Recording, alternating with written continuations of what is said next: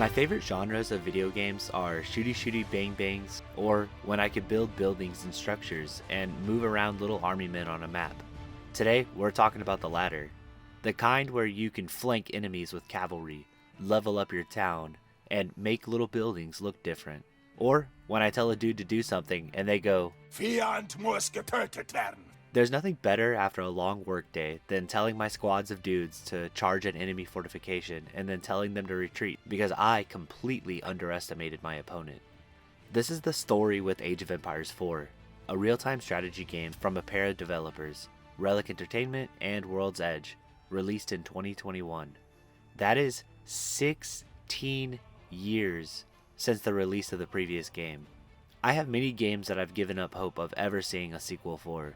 Legend of Dragoon, Titanfall 2, Halo 3, and many other more examples. Age of Empires 3 was one of those games that I figured was the last of its bloodline. I'm very grateful I was wrong. Age of Empires 4 is a stellar RTS that lives up to the Age of Empires legacy. Unfortunately, nothing is perfect, and Age of Empires 4 has flaws that we will discuss as well as the good. There's a lot to talk about, so enough preamble. Let's grab our bows and mount our horses as we dive into Age of Empires 4.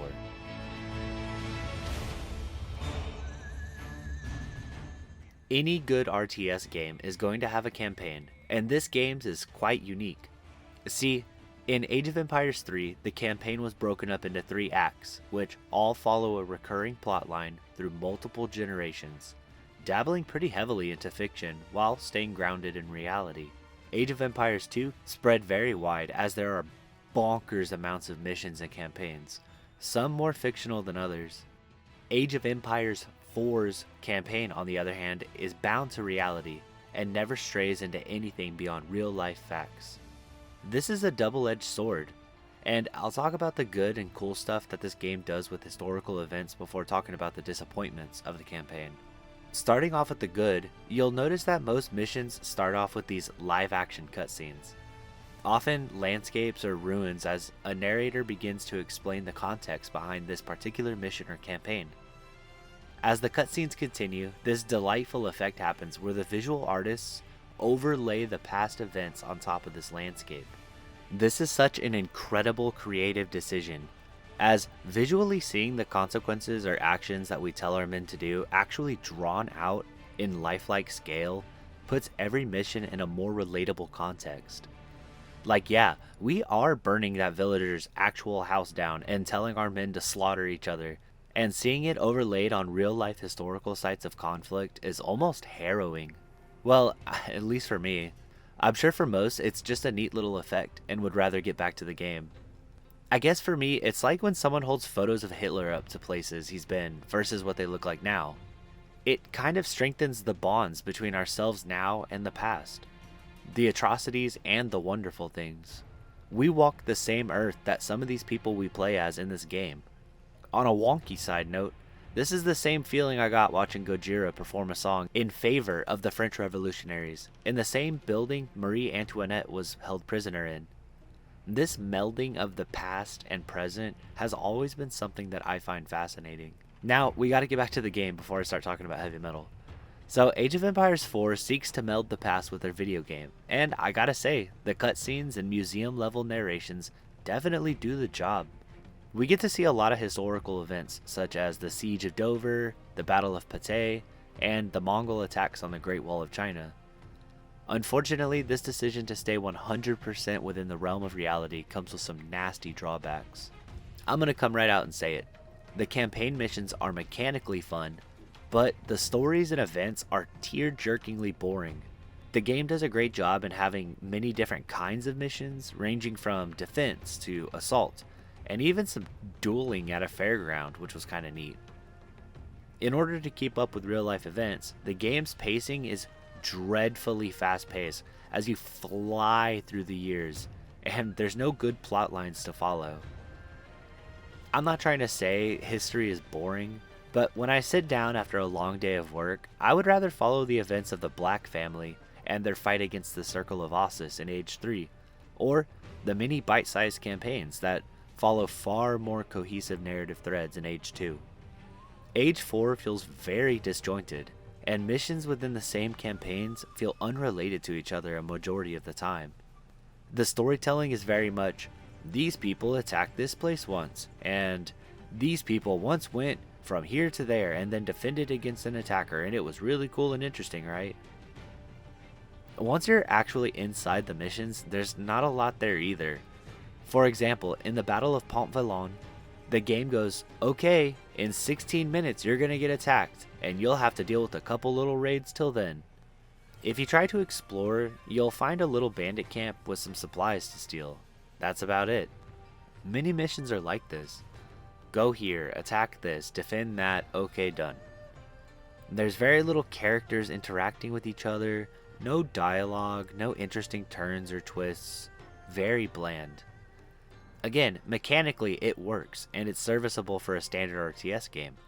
But an Age of Empires game shouldn't be standard or average.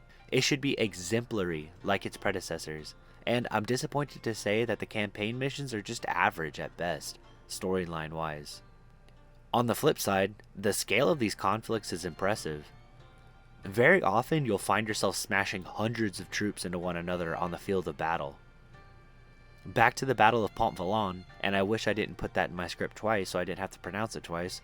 That ending combat sequence as your town is getting swarmed with rows of infantry, cavalry, and archers is a lot of fun, and very overwhelming on hard difficulty. Charging with rows of cavalry, or placing your legion of men-at-arms in defensive positions is a sight to behold, and this game is very skillful at making you feel like a supreme commander of your multitudes. Tactically utilizing the few resources the game gives you in the campaign and overcoming odds that are stacked against you is satisfying, and the game does its best to give you that feeling as often as possible.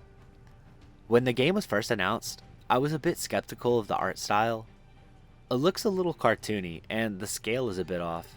Buildings are sarcastically tiny compared to what units they produce, but after playing it for hours and hours, I totally see what they were going for. A soft color palette with bright hues is very pleasant to the eyes, and having smaller but purposeful buildings scratches a city building itch that I would usually go play other games to get. Even in multiplayer, some of the cities I end the games with are super neat looking, with the paths and meadows and gardens that are generated inside and around them. Walls stand very stout, and being able to place watchtowers directly on the stone walls themselves is super cool. Even more cool is the fact that the soldiers can climb these walls, allowing archers to shoot outside while staying defended against melee units. Even more super cool is building a siege structure to dump units on top of enemy walls. And what is even more super ultra cooler than that is hitting like and subscribe button. Go ahead, you'll feel so cool after hitting those.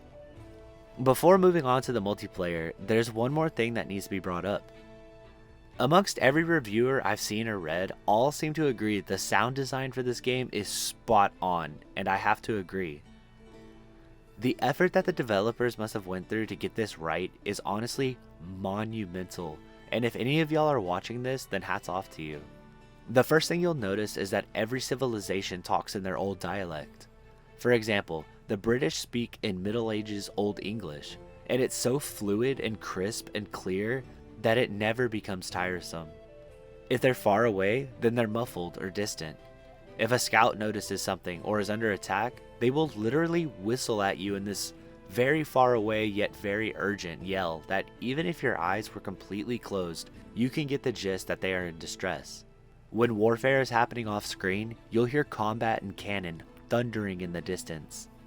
The sounds of the UI and notifications are all noticeable, but not overbearing, except for the beginning combat sound.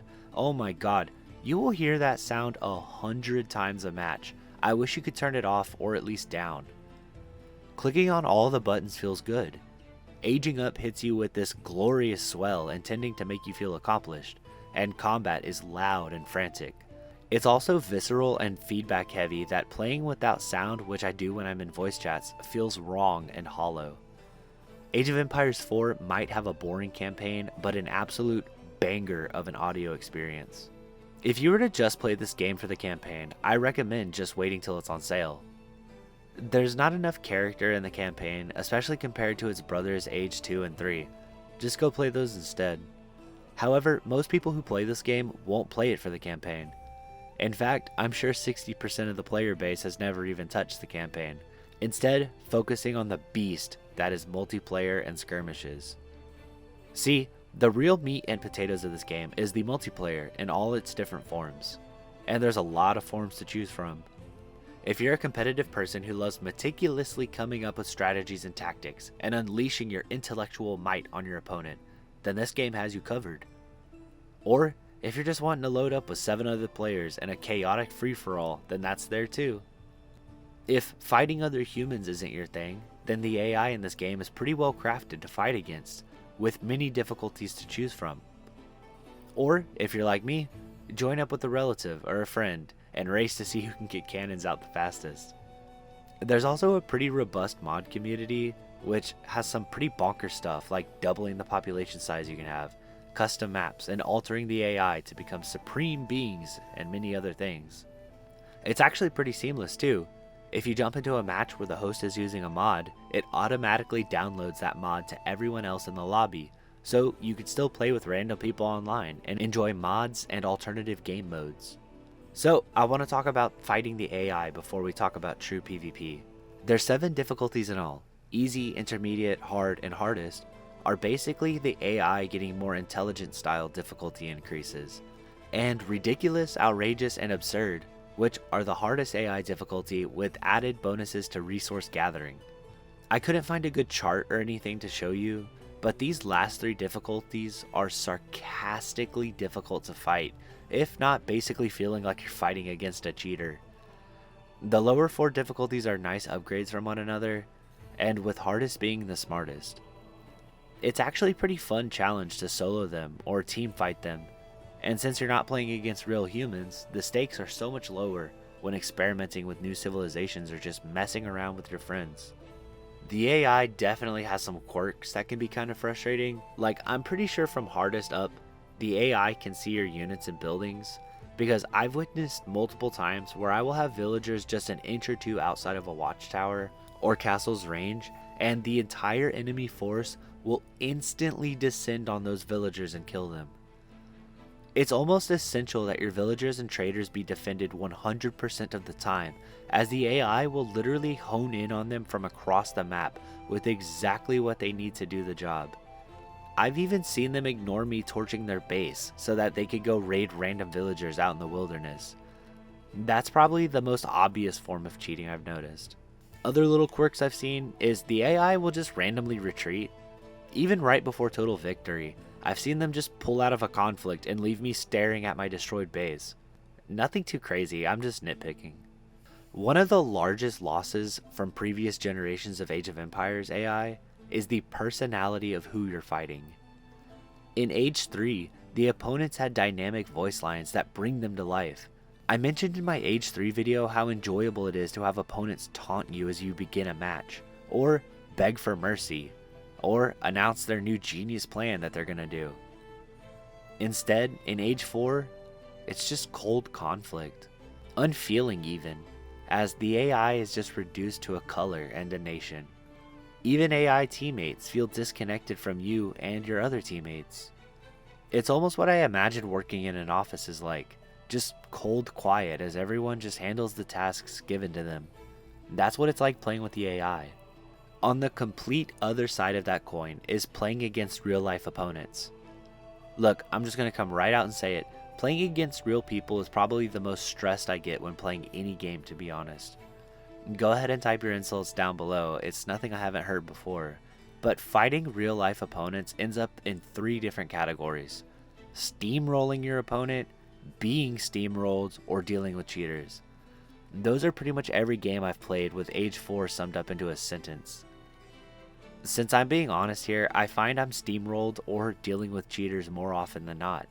There's some where people have Fog of War removed or a total map zoom out cheat installed, and I've personally had one where I spawned with no villagers or resources and the guy just kept laughing at me.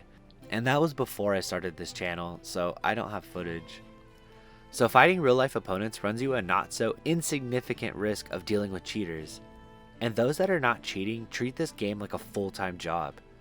Eventually, I'll do a deeper dive video talking about this subject, but Online games are ruined for me as a busy dad with a full-time job and now this channel, as I don't have the time to keep up with meta strats and learning the ins and outs of every civilization and every little quirk of the game. Since I'm writing this review for you, not me, however, I will say this. There's a lot of depth to this game when it comes to PvP. If PvP is your thing, then you'll be eating good. Many civs interact and counter each other in unique ways, and the strategy isn't as simple as rock paper scissors as so many other RTS games fall into doing. There is an endless pool of replayability as you dissect each civ and unit for the optimal strategies, and that's very valuable to the consumer who is interested in games like that. And if that describes you, then I promise you won't be disappointed. It's just a playstyle that doesn't fit my lifestyle.